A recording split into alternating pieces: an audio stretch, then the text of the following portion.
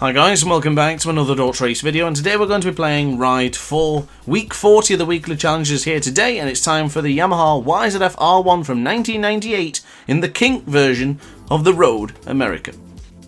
So here we go then on the aforementioned bike with a fantastic Yamaha R1, probably one of my most favourite designs of bikes ever, but here today we're going to be showing you how to improve your skills and lap times here in the Road America for the circuit of the kink course. So basically the kink course being a little bit different, where in the middle of the track there's a slight change for the circuit, but for the time being we're going to concentrate on just learning the track and improving your feel with the R1 to get the gold lap time. So now coming up to probably the most hardest braking zone within Ride 4, very difficult corner to get right, and I'm going to have to take it a few times because it's really difficult to point out a particular part for you to brake.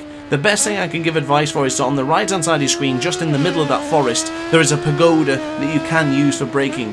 For this braking zone as well, for the bridge, we're going to have to do this on the next lap because it's very difficult to mention both of those braking points together. But onto the right hand side, holding a nice amount of acceleration for turn 7, you can use a lot of rumble strip there and then you get yourself ready for the braking zone here. Now the difficult part of Road America is very similar to Cadwell, is there's just not many particular parts I can just pinpoint to say look out for this and start braking. This track has a tremendous amount of feel to it, so my best advice would be to follow what I'm doing on screen right now, how much acceleration is being applied, how much brake is being applied, and how much smoother we're being on the controller rather than just flicking it left and right willy-nilly. So onto the right hand side going into the kink, I'm going to give you the full breakdown now and where I usually brake. So onto the left hand side we'll go, and we're going to start straightening the bike up for the braking zone here. So get into the left hand side, really tight to the left hand part. You get onto the white line as close as that if you want to, or even get really close towards the grass so you can really brake in straight, because if you brake on an angle you're not going to be able to use as much braking power because the bike will be unsettled.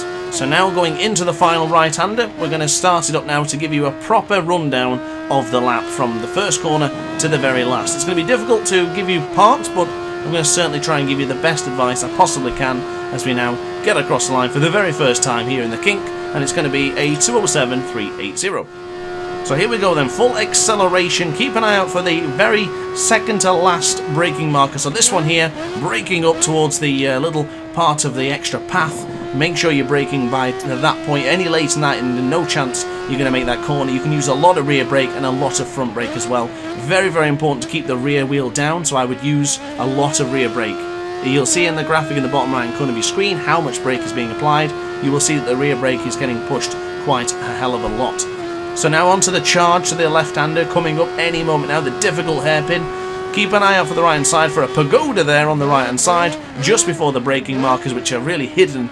That is exactly where you can brake to make sure you can get into turn 5 the best you possibly can. So brake here up on the uphill rise. You can actually brake, it's a little bit difficult to understand, but you can brake just as or just before the sector time shows its completion. So the second it comes at like 40 seconds, 41 seconds, whatever it may be for you, you make sure you're braking by that point. Any later than that, you're going way too wide into the corner. And be very careful in that braking as well. Do not brake abruptly, because as you're braking uphill, if you begin to brake, you're just going to lift the rear tyre and end up crashing. So be very, very careful. So now going into the carousel, holding a nice smooth acceleration. See in the bottom right corner of your screen how much acceleration is being applied. Get into the left hand side here towards the rumble strip and just gently reduce acceleration. You don't need to slam the brakes, you don't need to completely brake, just use a little bit of acceleration, just drop it a little bit and you'll get into that corner absolutely fine. Same thing as mentioned earlier, getting up to this part here, right at the middle of the braking markers. I believe it's 150 metres away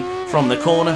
Brake there on the left hand side so the bike is nice and straight, and that'll position yourself nicely. So onto the left hand side, another difficult corner, but you can actually carry a little bit more acceleration than you might believe. It's one of those corners, it's a little bit innocuous, but I'm pretty certain you'll be able to tackle it with a little bit of practice and a little bit of confidence as well, because being fast is all about confidence, not necessarily about skill. If you're confident, you can get it done. Of course, you do need a little bit of skill as well. So across the line, we do get a 206.414. Keep an eye out for the braking markers, 300 metres, 200 metres, brake here just before that little bit of patch of pavement or whatever it would be, a little pathway to get off the outside of the track. So now after the Briggs and Stratton sign, pay attention to the left hand side, you're going to see that barrier come to a close. As that barrier ends and the new barrier begins, that is exactly where you're going to start braking. There's a bit of a red colouring at the end of the barrier, that is where you need to be braking, but make sure you're not focusing on that too much because you will end up veering off the track and touching the grass, and if you're going to try and turn on the right hand side into the grass, forget about it, it's practically impossible. Pagoda, once again, braking here for turn 5, seemed to get the job done pretty well. You can abuse the rumble strip there, but I would advise not to, because I think sometimes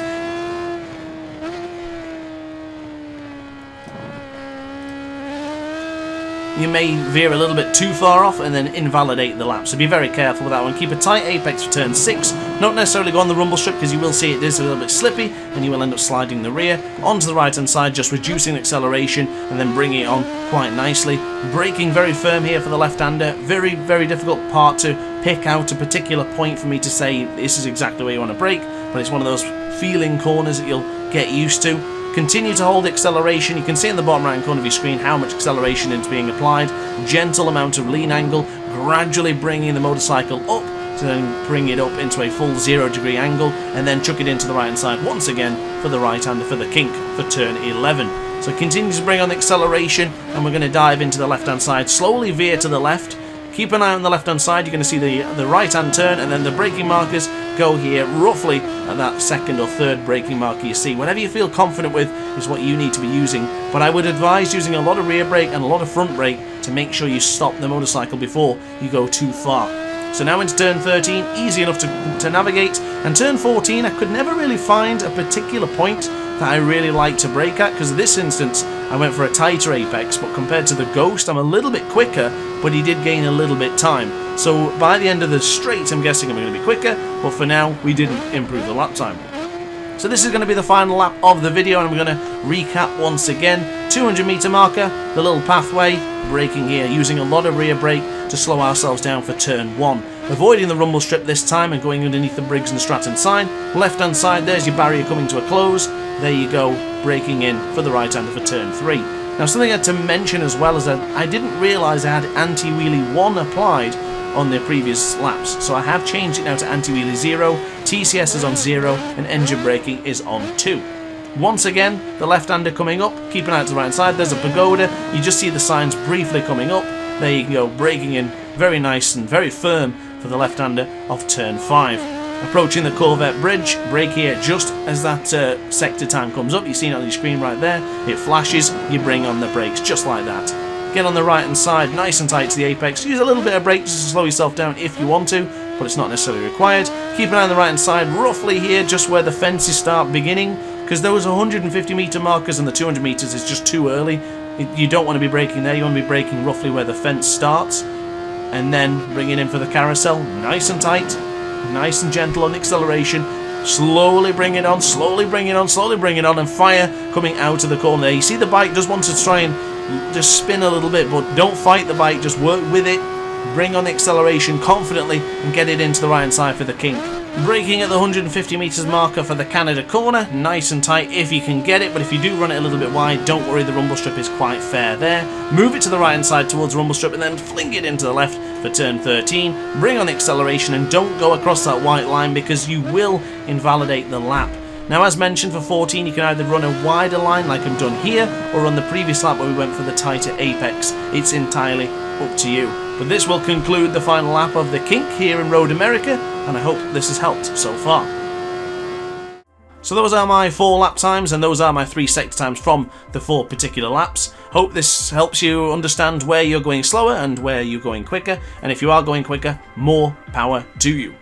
But upon that note, guys, that is the look at the leaderboards. We do have top position because ignoring that Pillock who's at the top spot is obviously a cheater. But apart from that note, guys, I really hope this video has helped you. If it has, let me know in the comments section down below. If you've enjoyed the video, why not hit the like button and even consider subscribing as well. We're on the goal for 2,500 subscribers by the end of Christmas. But for now, thank you very much for watching as always, guys. I hope it's helped and I will see you in the next video. Ciao for now. Oh, hi. Didn't quite see you there. Good to see you're still here. If this video didn't quite sate your appetite, then why not watch some more DrAce content by clicking the video shown on screen now. Furthermore, if you would like to follow me on social media, you can do so now with the links down in the description. Consider subscribing so you don't miss a single DrAce video.